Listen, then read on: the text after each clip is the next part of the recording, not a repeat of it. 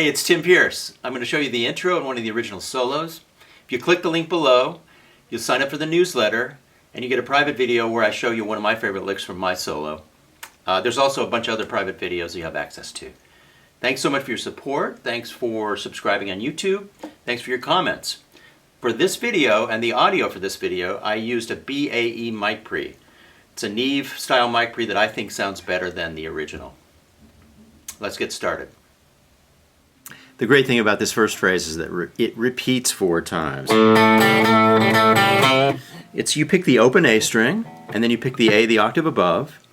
Your index finger is anchored on fret 2, string 3, and you go A, G, A. And then you do the reverse of that, G, A, G. And then you pull down on this C note, string 5, fret 3. So I'll put it all together.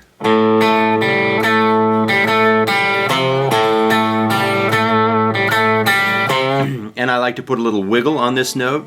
One of his greatest gifts as a guitarist was that beautiful slow vibrato.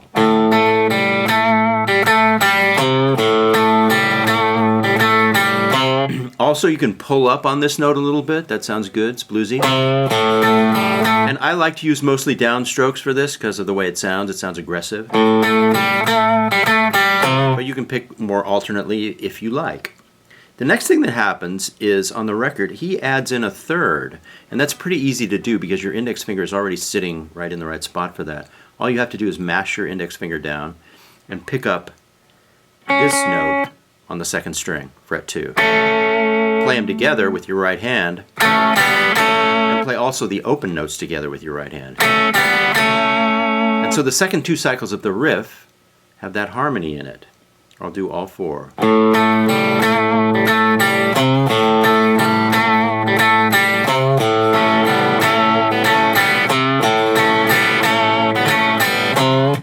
So the next thing that happens is everybody goes to the 4 chord, and he plays at D7. It's your 3rd finger on string 1, fret 2, index finger on string 2, fret 1, and 2nd finger on string 3, fret 2. This one right here. And there's an arpeggio that happens with the right hand. I break that arpeggio into 3 sections so I can memorize it. And the first thing I memorize is there's a little skip to it rhythmically. Starting at string 4 and doing this little skip. And then the next section is, and that's a bit of a challenge, and it is for me. You'll see when I try and play this up to speed, I always you run into a little trouble there sometimes. What this is you're just walking down, see the hand going down like this? Play the 3 notes of the chord, and then you pull on this C again that we did before. So that's the second part of it. Let's put those 2 together. One more time, the 2 phrases together.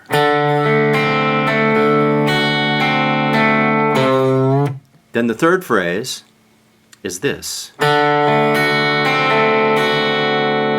I'll show that to you one more time. All 3 phrases together, kind of slow.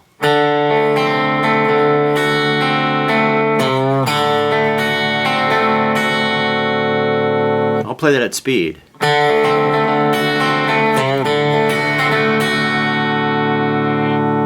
I picked up a harder, firmer pick for this than I was using on the last segment because I found that the pick I had in my hand was just too soft, and I was having trouble making it on this section. So pick choice does matter when you're doing something, when you're picking up and down on the guitar this fast.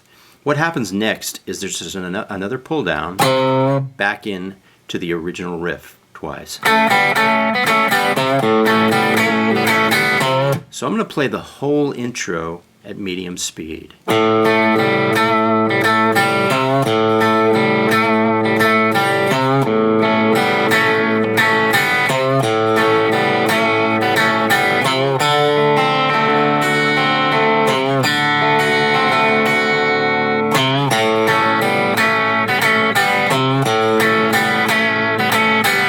So I'm choosing to do some nice vibrato, some nice wiggle on this note, and even some wiggle on the harmony. I like the way that sounds. And you can see that the hard part is this arpeggio at speed. There is a way to play it that's a little easier, and it's by giving up using that low C. You could do something like this.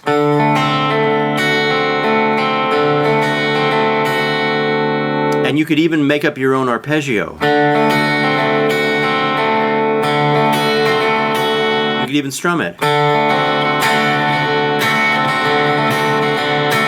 So that's what I would use, because the main thing is to play this in time and in tempo, and it's pretty fast.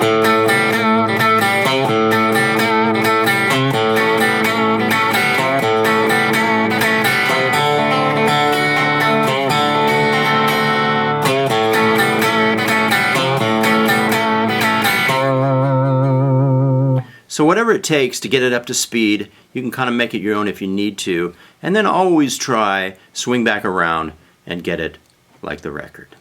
And then the next piece is just the low E note with its octave, which is played, I use the third finger, string 5, fret 7, and you just do kind of a strum on these two strings.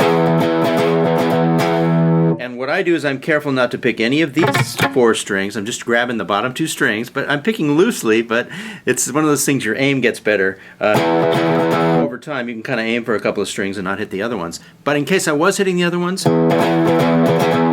this finger is, the flesh from this finger is kind of muting them. And if you want to scoop into it with a whole step down below with your index finger, that sounds cool too. That can be played loose. So to review,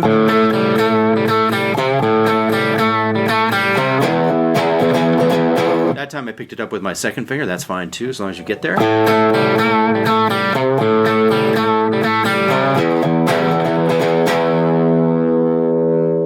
Now let's go to the last series of licks.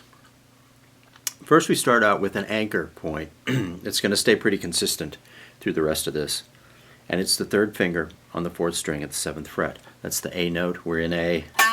We're going to be returning to that a lot. So the first phrase is, to begin that, we pull off. And as you know, a pull off is pulling down on the string to sound the note that's beneath it. Make sure it's equal volume. Make sure none of these strings ring. Then restrike. Those are the first 3 notes.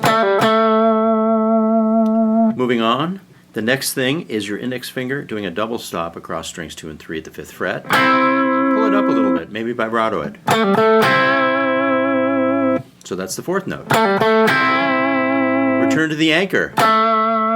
Do a double stop here with the 3rd finger on strings 2 and 3, much like the one we just did, but up 2 frets. Hit that. Hit the original one again. Back to the anchor. Let's review. I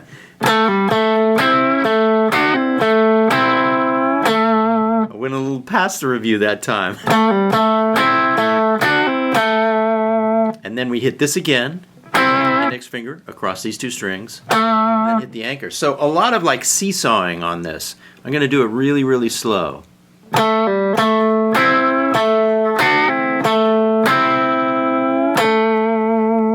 And that's the actual timing of the phrase, really slow too.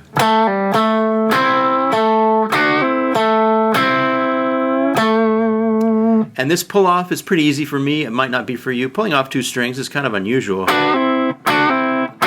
It's actually not too hard. Moving on. The next phrase has this cool minor to major blues hammer-on, which you've heard before. It was really, really characteristic of his style. It still is, probably. What you do is you take your index finger. Our hand has stayed in the same position, so everything's kind of anchored in this spot, which makes it easy in a way. And your index finger is here on the 3rd string, 5th fret, and do a hammer-on. Up 1 fret to the 6th fret, and that's your 2nd finger making that hammer-on. And as always with hammer-ons, you're doing the flesh from this finger is landing hard enough to sound the note at an equal volume as the previous note. What happens next is you bar your index finger across fret 5, play those 2 notes. You just squish it down, not too hard, but enough to sound them clearly, across strings 1 and 2 in a bar. So you go pick across like that. Then we have a pull off. Your little finger goes up to fret 8 on string 2, and it pulls off down a step and a half, 3 frets, to expose your index finger on fret 5, string 2, this E note here. So, it's the first piece. We're starting a second piece. Pull off with your little finger, and then do a seesaw from there to there. These 2 phrases again.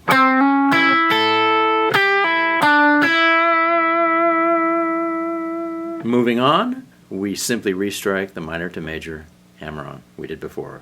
But we sit there for a second, because the phrase goes, and then kind of rests.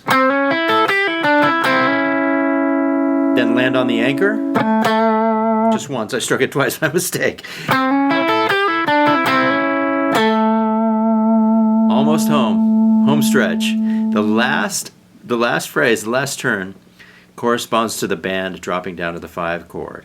And it's simply hitting that minor to major thing again, and then doing an E here and an E here. This last E is at fret 7, string 5. Well, here I go.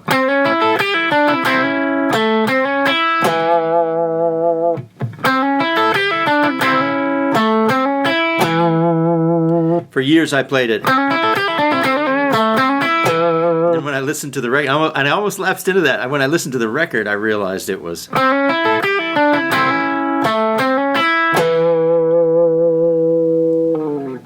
So thanks for your support. I hope you enjoyed this lesson on the intro to Crossroads.